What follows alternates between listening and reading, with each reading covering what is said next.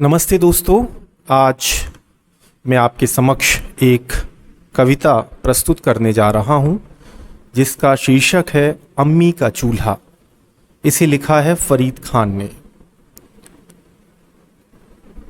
मैं उस समय की बात कर रहा हूं जब कोयले के चूल्हे जलते थे और छप्पर से धुआं उठता था। ईंट ईंट जोड़कर अपने हाथों से अम्मी बनाती थीं मिट्टी का चूल्हा। कुशल कारीगर की तरह अपने स्थापत्य में वो तल्लीन रहती। इतनी तन्मयता से तो कभी उनके सजने संवरने में भी नहीं दिखी। इतनी तन्मयता तो कभी उनके सजने संवरने में भी नहीं दिखी। वो इस कदर एकाग्रचित होकर अपना हुनर दिखाती, मानो अपना घर बना रही हों। वो असल में अपने घर बनाने की ऊर्जा ही यहाँ लगा रही थीं। अपने घर की दीवारें, कमरे, दरवाजे ही होते थे उनके मन में जब वो चूल्हा बनाती थीं।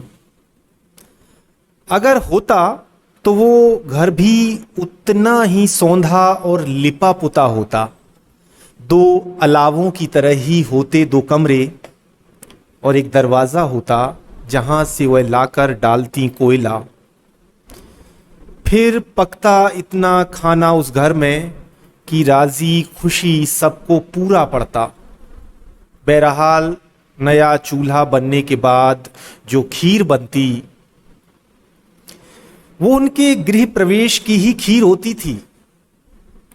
गीली मिट्टी की महक और खीर के स्वाद में उनकी प्रतिभा का सुख था।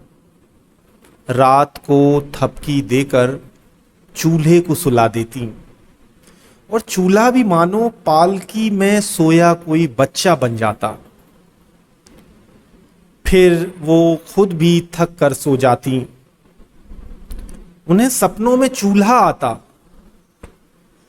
नए नए निर्माण के तरीके आते, खोरनी आती, फूंकनी आती, परेशान करने वाला धुआं आता।